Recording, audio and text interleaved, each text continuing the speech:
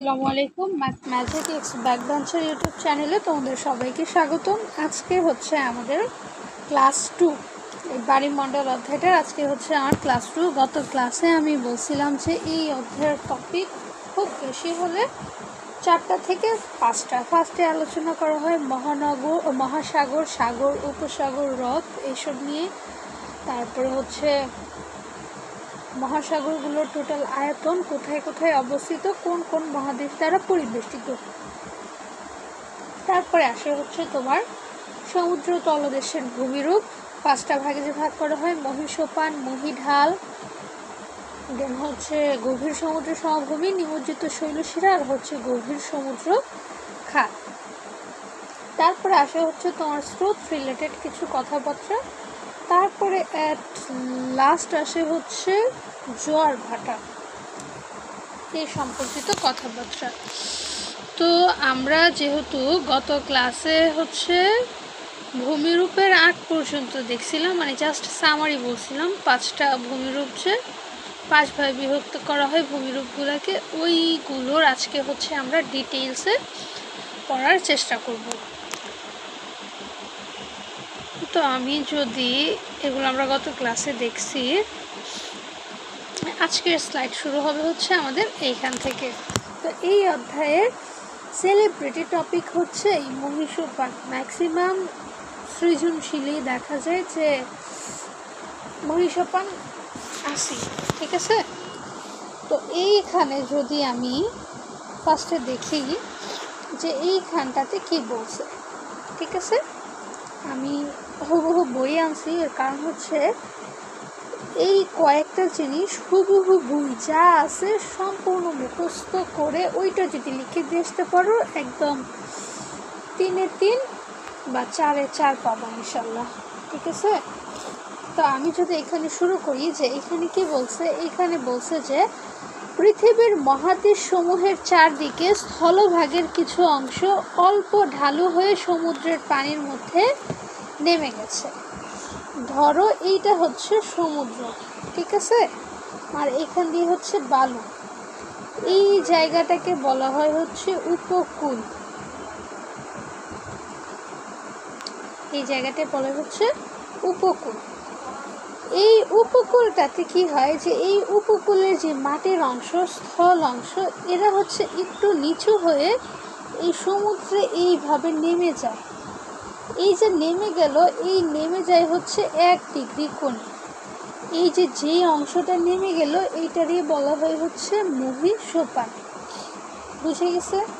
তো তারপরে কি আছে আমরা যদি দেখি যে তারপরে বলছে যে এরূপ সমুদ্রের উপকূল রেখা থেকে তলদেশে ক্রমনিম্ন, মানে ক্রমান্বয়ে নিচের দিকে যাচ্ছে, নিমজ্জিত অংশকে মহীসোপান বলে। মহীসোপানে সমুদ্রের পানির সর্বোচ্চ গভীরতা 150 মিটার। তার মানে এই যে এইরকম যে যাচ্ছে, এটা কতটুক পর্যন্ত যাইতে পারবে? 150 মিটার পর্যন্ত থাকবে হচ্ছে মহীসোপান। তারপর থেকে শুরু হবে হচ্ছে মহীঢাল, এইরকম করে ক্রমান্বয়ে যেতে থাকবে। তারপরে বলছে যে এটি 1 ডিগ্রি কোণে সমুদ্র তলদেশে নিমজ্জিত থাকে। আচ্ছা, 9টা এখানে উঠে গেছে। আচ্ছা, এইটা মানে হচ্ছে নিমজ্জিত থাকে।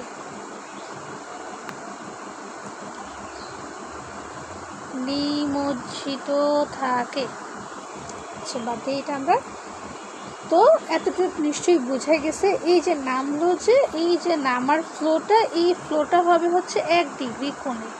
1 ডিগ্রি কোণে ক্রমনিম্ন ভাবে নিমজ্জিত থাকে। তারপরে বলছে যে মহীসোপানের গড় প্রশস্ততা, মানে এই যে এইভাবে নামলো, তো ও তো এই সাইড দিয়েও একটা রাস্তা কভার করছে না, এইটাকে বলে হচ্ছে প্রশস্ততা।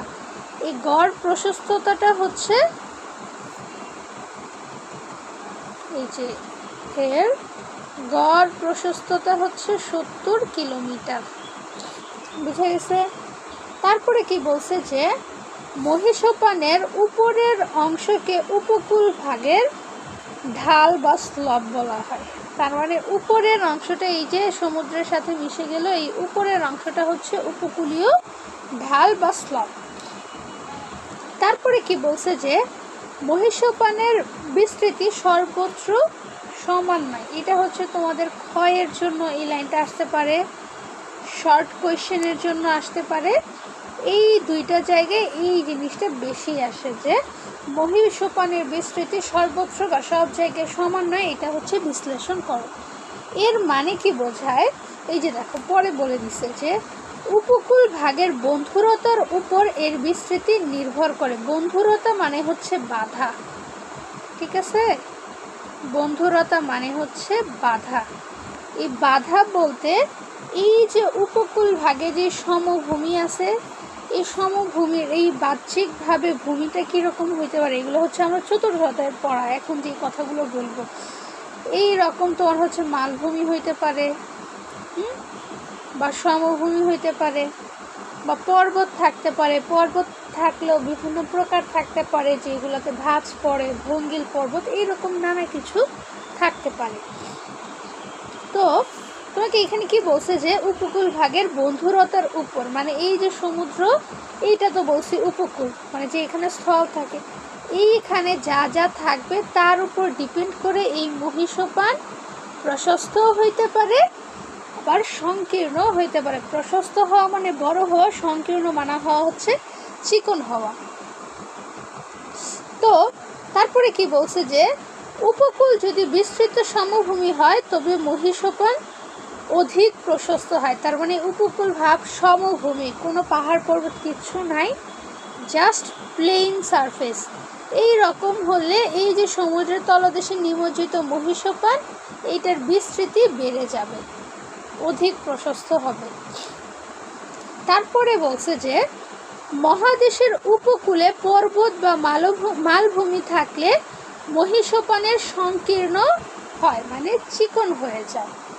তাহলে কি বলছে, মালভূমি বা পর্বত থাকে। মালভূমি মানে হচ্ছে এই যে এইরকম ঢালু জায়গা, এই ঢালু জায়গাগুলোকে বলা হয় হচ্ছে মালভূমি, ঠিক আছে? যদি এইরকম মালভূমি থাকে বা হচ্ছে তোমার পর্বত থাকে, পর্বত, এইগুলার কারণে হচ্ছে মহীসোপান সংকীর্ণ হবে, চিকন হবে। তারপরে কি বলছে, এখানে কয়েকটা এখন এক্সাম্পল দিছে, কোনটা সংকীর্ণ কোনটা প্রশস্ত, কেন সংকীর্ণ কেন প্রশস্ত, এইগুলো হচ্ছে তোমাদের গ নাম্বারে আসে, ঠিক আছে? তোমাদের উদ্দীপকে ক্লু দিয়ে দেয়।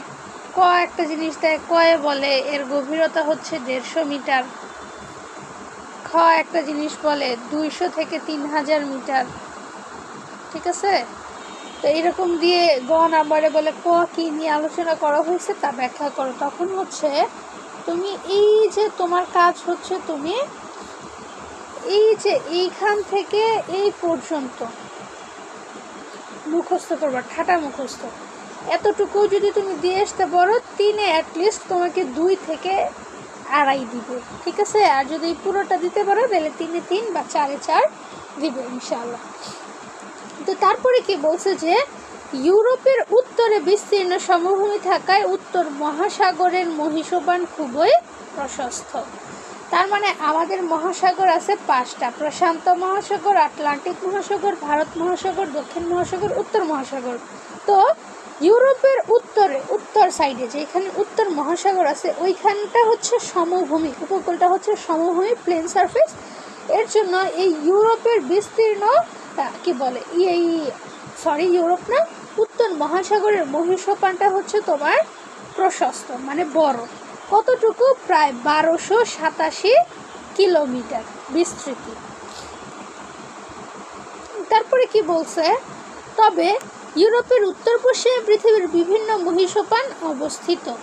মহীসোপানের দ্বিতীয় বৃহত্তম অংশ উত্তর আমেরিকার পূর্ব উপকূলে দেখতে পাওয়া যায়, অথচ এর পশ্চিমে উপকূল বরাবর উত্তর দক্ষিণ ভঙ্গিল রকি পর্বত অবস্থান করায় সেখানে মহীসোপান খুবই সংকীর্ণ। এই যে ভঙ্গিল রকি পর্বত মানে হচ্ছে ভাঁজ আছে, পর্বতের মধ্যে ভাঁজ আছে। এইগুলো চতুর্থ অধ্যায় পড়া, পর্বতের শ্রেণী বিভাগ। তারপরে বলছে যে আফ্রিকা মহাদেশের অধিকাংশ স্থান মালভূমি বলে এর পূর্ব ও পশ্চিম উপকূলের মহীসোপান খুবই সরু, মানে চিকন, ঠিক আছে? তারপরে কি আছে, পরে আছে হচ্ছে আমাদের স্থলভাগের উপকূলীয় অঞ্চল নিমজ্জিত হওয়ার ফলে অথবা সমুদ্রপৃষ্ঠের উচ্চতার তারতম্য হওয়ার কারণে মহীসোপানের সৃষ্টি হয়। তার মানে তোমাকে যদি এখন খতে বা শর্ট কোয়েশ্চেনে জিজ্ঞাসা করে মহীসোপানের সৃষ্টি হয় কিভাবে বা কোন কারণে, তখন তোমার বলা লাগবে যে স্থলভাগের উপকূলীয় অঞ্চল নিমজ্জিত হওয়ার ফলে অথবা সমুদ্র পৃষ্ঠের উচ্চতার তারতম্য হওয়ার কারণে মহীসোপানের সৃষ্টি হয়। এর মানে কি, এই যে উপকূলে যেই অঞ্চল এটা নিচু হয়ে যাওয়ার ফলে মহীসোপানের সৃষ্টি হয়, বা এই জিনিসটা এমনই আছে, দাঁড়াও আমি দেখাই, এই জিনিসটা এমনই আছে, সমুদ্রের পানিটা এখন এইভাবে ফ্লো করে, আগে এইভাবে ফ্লো করতো, ঠিক আছে, তার মানে তারতম্য হয়েছে উচ্চতার, এই দুই কারণে হচ্ছে মহীসোপানের সৃষ্টি হতে পারে। তারপরে আমাদের কি বলছে, তারপরে আমাদের বলা হয়েছে যে এছাড়া সমুদ্র তটে সমুদ্র তরঙ্গ ক্ষয়ক্ষতির দ্বারা মহীসোপান গঠনে সহায়তা করে। সমুদ্র তরঙ্গ মানে হচ্ছে ওয়েভ, ঠিক আছে, আমরা আগে যেভাবে দেখছি যে শব্দ তরঙ্গ, এই তরঙ্গ মানেই হচ্ছে ওয়েভ।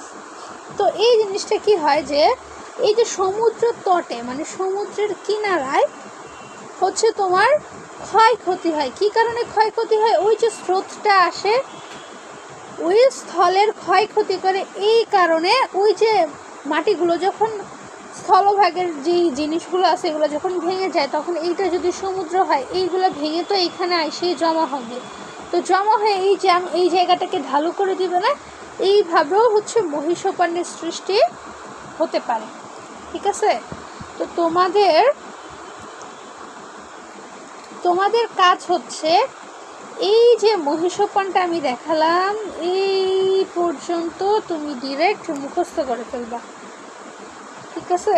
তোমার জিওগ্রাফিতে হচ্ছে অনেক বাচ্চাই হচ্ছে ফেল করার বেশি কারণ হিসেবে আমি যেটা মনে করি, স্টুডেন্টদের দেখে আমার যেটা মনে হয়েছে যে তারা মনে করে হচ্ছে ভূগোল মানেই হচ্ছে তোমার ওই যে 2 আর 3 অধ্যায় মানচিত্র আর হচ্ছে দ্রাঘিমার অধ্যায়, এইসব নিয়ে হচ্ছে পড়াশোনা ভূগোলে, কিন্তু আসলে কথাটা এমন না, ঠিক আছে। এই যে 2 আর 3 অধ্যায় এখান থেকে তোমার সর্বোচ্চ একটা সৃজনশীল আর 2টা থেকে 3টা এমসিকিউ আসে, এইটা নিয়ে হচ্ছে বাচ্চারা ভয় পায় আর হচ্ছে ভূগোল ধরেই না। কিন্তু এইবার যেহেতু তোমরা হচ্ছে এই এসএসসি 26 না, তোমাদের শর্ট সিলেবাস আছে, তো তোমাদের জন্য তোমরা যদি বেশি না জাস্ট হচ্ছে 1 নাম্বার চ্যাপ্টার পড়ো, তারপরে 1-এর পরে তুমি চলে যাবা 14তে যেগুলো সহজ, তারপরে যাবা 6-এ, তারপরে যাবা 4-এ, তারপরে 2-এর একটু বেসিক আলোচনা নিবা, আর হচ্ছে 10 বাংলাদেশের ভৌগোলিক অবস্থান। এই কয়টা চ্যাপ্টার যদি তুমি তোমার মাথায় রাখতে পারো, তুমি 90+ তুলতে পারবা ইনশাল্লাহ, ঠিক আছে। তো টেনশন করার কোনো কারণ নেই। তো আমরা যদি আমাদের পরের টপিকে যাই, আমাদের পরের টপিকটা হচ্ছে মহীঢাল। এই জিনিসটা কি, এই যে নিচু হচ্ছে এটা তো বললাম হচ্ছে ক্রমান্বয়ে 1 ডিগ্রি কোণে নিমজ্জিত হবে, একটা সময় আসলে দেখা যায় যে এইভাবে খাড়া হয়ে গেছে, ঠিক আছে, এইটারই বলা হয় হচ্ছে এই আমাদের মহীঢাল, ঠিক আছে। তো আমরা এখান থেকে এখন পড়ি কি বলছে আমাদের। এখানে বলছে যে মহীসোপানের শেষ সীমা থেকে ভূভাগ হঠাৎ খাড়াভাবে নেমে সমুদ্রের গভীর তলদেশের সঙ্গে মিশে যায়, এই ঢালু অংশকে বলা হয় মহীঢাল। সমুদ্রের গভীরতা 200 থেকে 3000 মিটার। সমুদ্র তলদেশে এই অংশ অধিক খাড়া হওয়ার জন্য প্রশস্ত কম। আমরা কি জানি, যে জিনিসটা লম্বা ওইটা তো প্রশস্ততা মানে এইভাবে এটা কমই হবে, সেইভাবে মহীঢালের প্রশস্ততা হচ্ছে একটু কম। এটি গড়ে 16 থেকে 32 কিলোমিটার প্রশস্ত। আমরা একটু আগে দেখলাম যে মহীসোপানের সর্বোচ্চ প্রশস্ততা হচ্ছে 1287 কিলোমিটার, তাই না? সেই তুলনায় এটা একদম নগণ্য, 16 থেকে 32 কিলোমিটার। তো তারপরে কি বলছে যে মহীঢালের উপরিভাগ সমান নয়। যেমন ধরো এই যে আমরা এটা রাস্তায় কোথাও উঁচু কোথাও নিচু এইরকম আছে না, এইরকম যেমন ভূপৃষ্ঠেও আছে, মহাদেশীয় ভূত্বকেও আছে, মহাসাগরীয় ভূত্বকটাও সেম এইরকমই বন্ধুরতা আছে, উঁচা নিচা সব কিছু আছে, পলি জমা হয়, সব কিছু জমা হয়, এইসব কাহিনী হয়।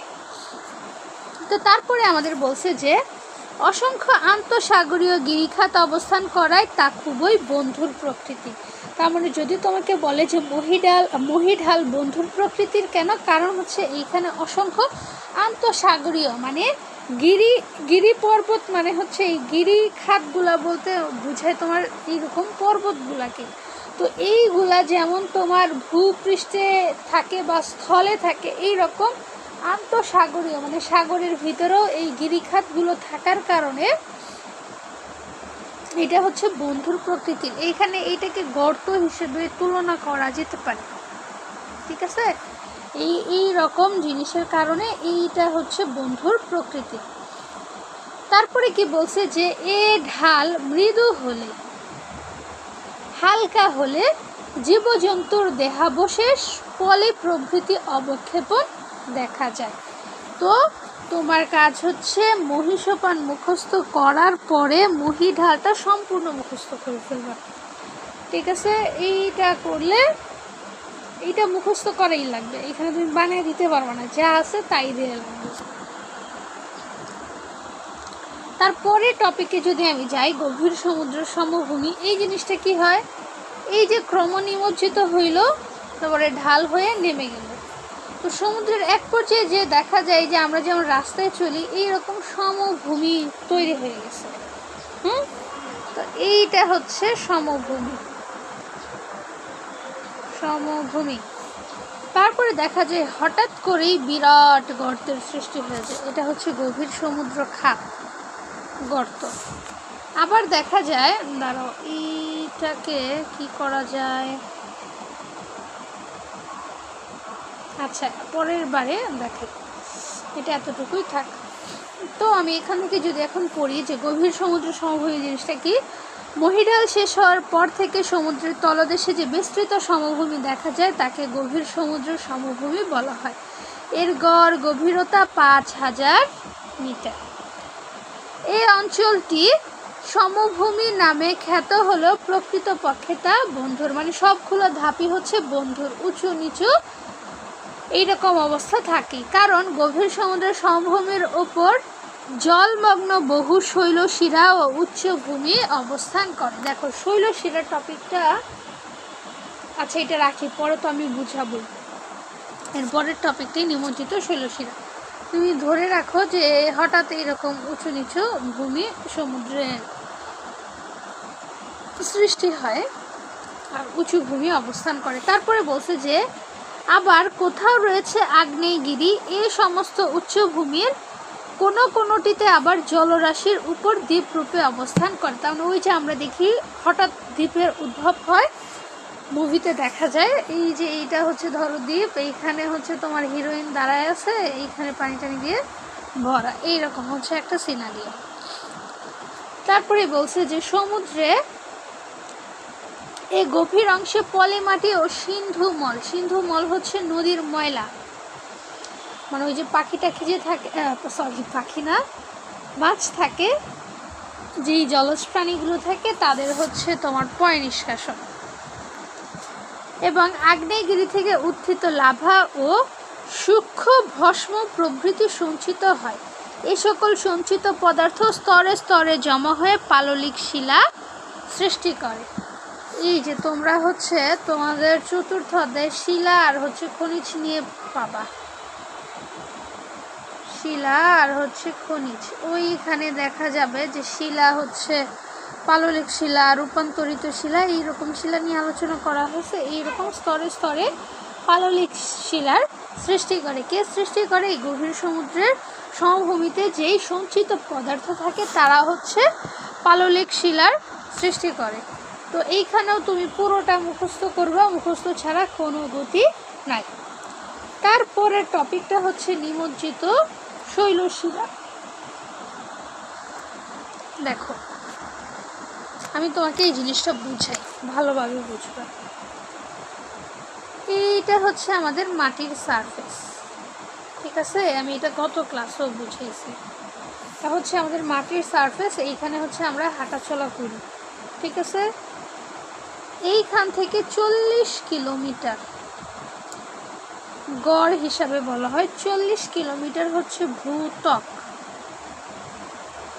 ভূত্বক, এই ভূত্বকের হচ্ছে আবার দুইটা ভাগ, মহাদেশীয় আর হচ্ছে মহাসাগরীয়। তারপরে হচ্ছে গুরুমণ্ডল, গুরুমণ্ডল, তারপরে হচ্ছে তোমার কেন্দ্রমণ্ডল, ঠিক আছে? তো এই যে ভূত্বকে নানা ধরনের পদার্থ থাকে, কি থাকে? সিলিকন, অ্যালুমিনিয়াম, ম্যাগনেসিয়াম, আরও বিভিন্ন ধরনের পদার্থ থাকতে পারে, খনিজ পদার্থ থাকতে পারে। বেশ ভালো কথা থাকুক। এই যে এইখান থেকে তুমি যখন নিচের দিকে নামবা, মানে মাটি ঘুরতে থাকবা, প্রত্যেক কিলোমিটারে পার কিলোমিটারে তোমার হচ্ছে 30 ডিগ্রি সেলসিয়াস করে তাপমাত্রা বাড়বে। তার মানে 40 ডিগ্রি সেলসিয়াসে কত, 40 কিলোমিটার নিচে গেলে কত হবে? 3 4 12 আর 2টা 0। তাহলে এই ভূত্বকেই তোমার তাপমাত্রা আসলো কত? প্রায় 1200 প্লাস। হ্যাঁ, তো এই রকম কেন্দ্রমণ্ডলে যাইতে তোমার না হইলেও 5 থেকে 6 কিলোমিটার যাওয়া লাগবে।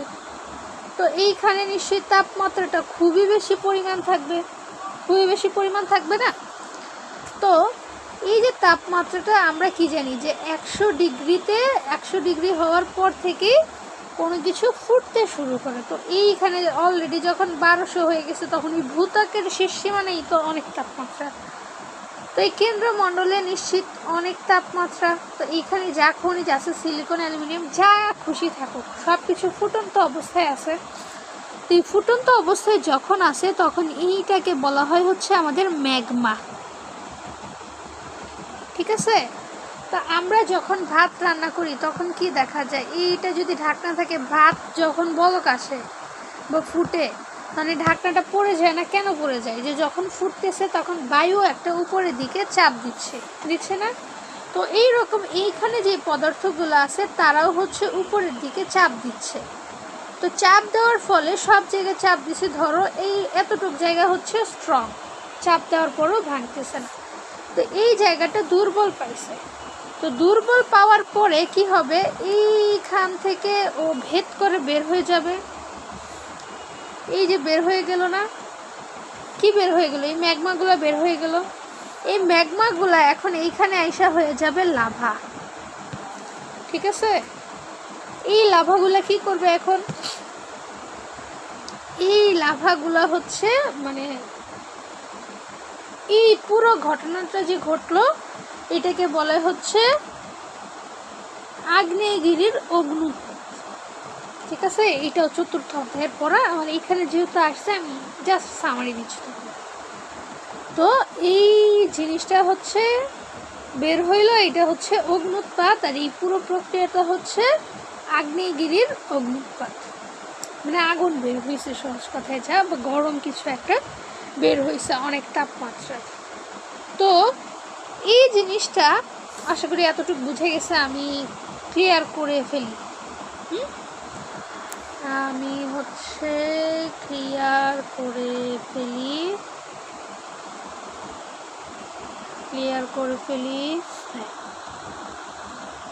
তো এখন দেখো, এই যে জিনিসটা হইলো, এটা 2 জায়গায় হইতে পারে। কোথায় কোথায়?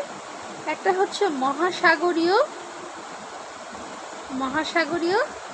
আর একটা হচ্ছে মহাদেশীয়, ঠিক আছে? এই মহাদেশীয় মানে হচ্ছে স্থল, আর এই মহাসাগরীয় মানে হচ্ছে সমুদ্র, ঠিক আছে? তো সমুদ্রে মহাদেশীয়তে যখন হয় তখন তো বাইরে বের হয়, আমরা দেখতে পাই। কিন্তু যখন এই মহাসাগরীয়তে হয়, ওটা তো আমরা দেখি না, সমুদ্রের তলদেশে হয়, একবারে গভীর জায়গায় হয়। তো তখন কি হয়, এই যে এই লাভাটা বের হয়েছে, এই লাভাটা হচ্ছে, এই যে লাভাটা বের হয়েছে ধরো এখান থেকে এইভাবে বের হয়ে এইরকম শক্ত হয়ে গেছে, এই জিনিসটারই বলা হয় হচ্ছে নিমজ্জিত শৈলশিরা। বুঝতে পারছি? তো আমি এখন বইটা পড়ি। হ্যাঁ, বইয়ে কি বলছে। তো বইয়ে বলছে যে নিমজ্জিত শৈলশিরা সমুদ্রের অভ্যন্তরে অনেকগুলো আগ্নেয়গিরি অবস্থান করছে। ওইসব আগ্নেয়গিরি থেকে লাভা বেরিয়ে এসে সমুদ্র গর্ভে সঞ্চিত হয়ে শৈলশিরার ন্যায় ভূমিরূপ গঠন করেছে। মানে এই যে এইরকম এই যে শৈলশিরারূপ ভূমিরূপ গঠন করেছে, এগুলোই নিমজ্জিত শৈলশিরা নামে পরিচিত। নিমজ্জিত শৈলশিরাগুলোর মধ্যে আটলান্টিক শৈলশিরা সবচেয়ে উল্লেখযোগ্য। তার মানে আটলান্টিক মহাসাগরে যে শৈলশিরাটা পাওয়া গেছে সেটাই হচ্ছে সবচেয়ে বেশি উল্লেখযোগ্য। তো তারপরে যদি আমি আমাদের আজকের লাস্ট টপিকে যাই, যে গভীর সমুদ্রের খাত, মানে এই যে এইভাবে হঠাৎ করে বিরাট গর্তের মধ্যে ডুবে যায় এমন একটা অবস্থা। তো এখান থেকে আমি পড়ি যে গভীর সমুদ্র খাত কি। গভীর সমুদ্রের সমভূমি অঞ্চলের মাঝে মাঝে গভীর খাত দেখা যায়। মানে এই যে এই প্রথমে এমনি গেল মহীসোপান, হঠাৎ করে খাড়া হয়ে গেল, তারপরে কি এই রকম সমভূমি হয়ে গেল, এই সমভূমিতেই কিন্তু শৈলশিরা হয়েছে। হ্যাঁ, তারপরে হঠাৎ এই রকম বিরাট গর্তের সৃষ্টি হয়েছে, এই জিনিসটাই বুঝাইছে। তো তারপরে কি, গভীর সমুদ্রের সমভূমি অঞ্চলের মাঝে মাঝে গভীর খাত দেখা যায়, এই সকল খাতকে গভীর সমুদ্র খাত বলে। পাশাপাশি অবস্থিত মহাদেশীয় সামুদ্রিক প্লেট সংঘর্ষের ফলে সমুদ্র খাত প্লেট সীমানায় অবস্থিত। এই প্লেট সীমানায় ভূমিকম্প ও আগ্নেয়গিরি অধিক হয় বলে এই সকল খাত সৃষ্টি হয়েছে। তার মানে যদি তোমাকে খতে প্রশ্ন করে বা শর্ট কোয়েশ্চেনে প্রশ্ন করে যে গভীর সমুদ্র খাতের সৃষ্টি কিভাবে, খাতের সৃষ্টি হচ্ছে এই যে প্লেট সীমানায় অধিক মাত্রায় ভূমিকম্প এবং অধিক মাত্রায় আগ্নেয়গিরির অগ্ন্যুৎপাত হওয়ার ফলে এই গভীর সমুদ্র খাতগুলোর সৃষ্টি হয়েছে। এই খাতগুলো অধিক প্রশস্ত না হলেও খাড়া ঢাল বিশিষ্ট, মানে এইরকম খাড়া, প্রশস্ততায় কম, ঠিক আছে, মহিঢালের মতো। তারপরে বলছে যে এদের গভীরতা সমুদ্র পৃষ্ঠ থেকে 5400 মিটারের অধিক। দেখো এতক্ষণ আমরা এই উপকূল থেকে হিসাব করছি না, মহীসোপান 150, তারপরে মহিঢাল 200 থেকে 3000, তারপরে দেখছি হচ্ছে সমভূমি 5000, দেখছি না। কিন্তু এখন বলতেছে কি, বলতেছে এখন বলতেছে ধরো এই যে এইটা হচ্ছে সমুদ্র, এই হচ্ছে উপকূল, একদম অনেক দূর ঝাঁপড়ে এই যে পানির লেভেল থেকে 5400 মিটারের অধিক, ঠিক আছে, কিলোমিটার না, সরি, 5000 মিটারের অধিক গভীরতা। বুঝতে পারছি আমি। তারপর দেখো কি বলছে যে প্রশান্ত মহাসাগরেই গভীর সমুদ্র খাতের সংখ্যা অধিক। তার মানে 5টা মহাসাগরের মধ্যে কোন মহাসাগরে সমুদ্র খাতের সংখ্যা অধিক? প্রশান্ত মহাসাগরে। এর অধিকাংশই পশ্চিম প্রান্তে অবস্থিত। এ সকল গভীর সমুদ্র খাতের মধ্যে গুয়াম দ্বীপের 332 কিলোমিটার দক্ষিণ পশ্চিমে অবস্থিত ম্যারিয়ানা ট্রাঞ্চ বা ম্যারিয়ানা খাত সর্বাপেক্ষা গভীর। তার মানে এই প্রশ্নটা তোমার 25 সালেও আসছে, ঠিক আছে, প্রত্যেক সালেই দেখা যায়। এইটা হচ্ছে কয়ে আসতো। তো এইটার দিকে যদি তুমি দেখো তাইলে এইখানে অনেকগুলো প্রশ্ন আছে এই একটা লাইনে। কি ম্যারিয়ানা ট্রাঞ্চ কোথায় অবস্থিত? গুয়াম দ্বীপে। গুয়াম দ্বীপের কোন অংশে? দক্ষিণ পশ্চিম অংশে। কত কিলোমিটার জুড়ে? 332 কিলোমিটার জুড়ে। এটা হচ্ছে সর্বাপেক্ষা গভীর। এই ম্যারিয়ানা ট্রাঞ্চের গভীরতা হচ্ছে তোমার 10,870 মিটার, মানে বিরাট কথা। এটাই পৃথিবীর গভীরতম খাত। তার মানে পৃথিবীর সবচেয়ে গভীরতম খাত কোনটা? ম্যারিয়ানা খাত। এছাড়া আটলান্টিক মহাসাগরের পোর্টোরিকা খাত 8,538 মিটার এবং ভারত মহাসাগরের সুন্ডা খাত প্রভৃতি উল্লেখযোগ্য। তো তো এইটাও হচ্ছে তোমার পুরোটাই মুখস্থ। আজকের ক্লাসে যা দেখালাম এখানে বানায়া লেখার কিছু নাই, এখানে জাস্ট হচ্ছে তুমি বুঝবা এবং TTM টনটনা মুখস্থ, মানে তোমার যেন চোখে ভাসে এইভাবে তোমার মুখস্থ করা লাগবে। তো আজকের ক্লাস এই পর্যন্তই। আসসালামু আলাইকুম, ফি আমানিল্লাহ।